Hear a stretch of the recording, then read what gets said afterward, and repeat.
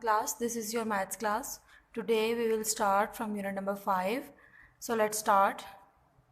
Okay, in this unit we will learn about exponential notation, next their definition and laws of exponents.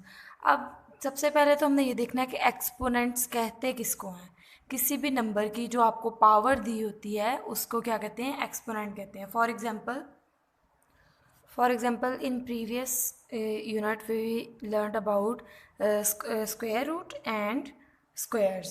ठीक है, तो वो आप कैसे करते थे. अगर सेम नंबर का स्क्वायर रूट लें, the number multiplied by itself. अगर एक नंबर को खुद ही उसी नंबर से मल्टीप्लाइड कर दें,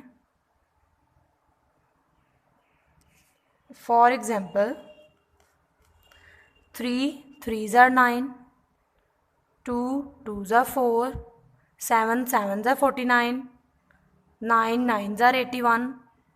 एक नंबर को उसी से मल्टीप्लाई कर दें तो हमारे पास जो आंसर आता था हम कहते थे ये उसका स्क्वायर, ये हमने उसका स्क्वायर लिया है. और इस नंबर को कैसे हम लिख सकते थे, 3 मल्टीप्लाई 3 को 3 स्क्वायर, 2 मल्टीप्लाई 2 को 2 स्क्वायर, 2 की power 2, 7 multiply 7 7 square, 9 multiply 9 9 square.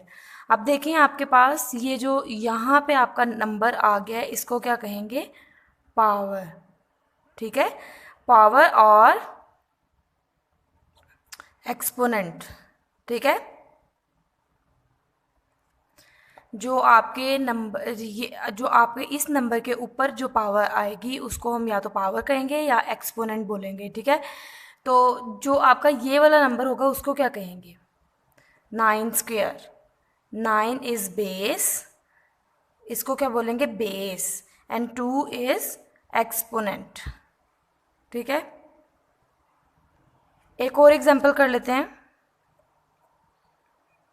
Example 2 है हमारे पास. फॉर एग्जाम्पल 2 5, तो 2 कितनी बार होगा हमारे पास, 5 times. 2 multiply 2 multiply 2 multiply 2 multiply 2, 1 2 3 4 5. तो कितनी बार 2 को मल्टीप्लाई किया है, 2 multiplied by itself, multiplied by itself 5 times. 2 multiplied by itself 5 times. क्या इसको बोलेंगे, 2 मल्टीप्लाइड बाय इटसेल्फ 5 टाइम्स. जो 2 की पावर 5 आएगा उसको क्या बोलेंगे, तो 2 multiplied by itself 5 times. So 2 is a base, जैसे ऊपर एग्जाम्पल में देखा 2 is base and 5 is exponent और पावर. या इसको पावर बोलेंगे या इसको एक्सपोनेंट बोलेंगे. सो अब हम एक्सपोनेंशियल नोटेशन की डेफिनेशन देखते हैं क्या है. ओके, सो एक्सपोनेंशियल नोटेशन की डेफिनेशन क्या होगी, the notation express the product of n integers by itself several times is called the notation.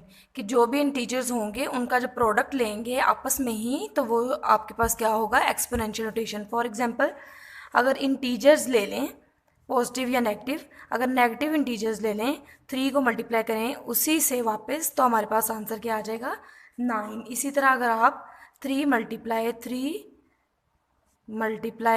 3 करेंगे तो आपके पास आंसर क्या आ जाएगा, 27, मगर साथ में इसके माइनस आएगा. ये अब आपको नेक्स्ट मैं बताने लगी हूँ कि नेक्स्ट इसकी क्या. सबसे पहले तो हम देखेंगे एक्सपोनेंट की डेफिनेशन क्या है हमारे पास. Next is exponent. It tells the number of times the base multiplied by itself. For example 9 multiply 3, base multiplied by itself. कितनी बार बेस जो है वो खुद से ही मल्टीप्लाई होगी. It tells the number of times, ये नंबर ऑफ टाइम्स बताती है. The base multiplied by itself, तो ये कितने टाइम्स मल्टीप्लाई हो रहा है, 9 3 टाइम्स. सो नेक्स्ट इसके हम कुछ रूल्स देखेंगे कि एक्सपोनेंशियल नोटेशन के कौन कौन से रूल्स हैं. First rule of exponent is when a negative base is raised the even power so the answer is positive. जैसे हमने एक्सपोनेंशियल नोटेशन में किया था कि जब आपकी बेस नेगेटिव हो मगर उनको जब हम लिखते हैं पावर में तो पावर उसकी इवन आ जाए तो वो आपका आंसर जो है वो पॉजिटिव हो जाएगा. दोबारा देखें, when a negative base is raise the even power so the answer is positive. For example 2 multiply -2, जब इसको आप पावर में लिखेंगे तो -2 की पावर 1 2 2 आ जाएगी.